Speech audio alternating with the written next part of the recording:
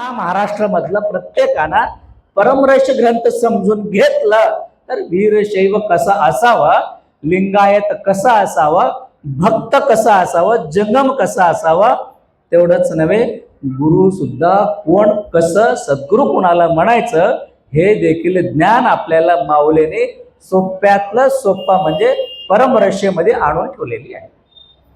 किती सोप्पं आहे बघा.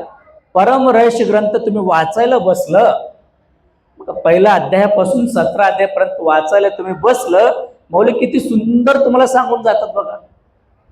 या जगामध्ये मूळ जे काही असेल तर आपण महादेव म्हणतो, शिव म्हणतो.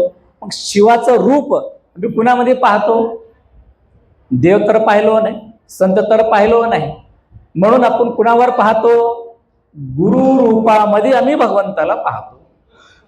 बघा मौलीने किती सुंदर रचना केलेल्या आहेत.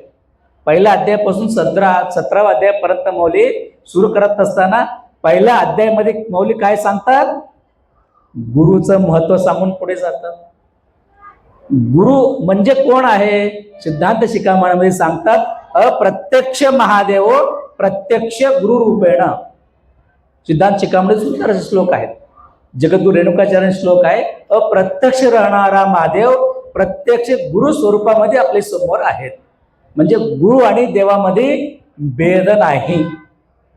गुरु देवामध्ये भेद आहे का, नाही. त्याच्यापेक्षा पुढे जाऊन संतांनी सांगितलं गुरु देवाचाही देव असं सांगितलेले आहे.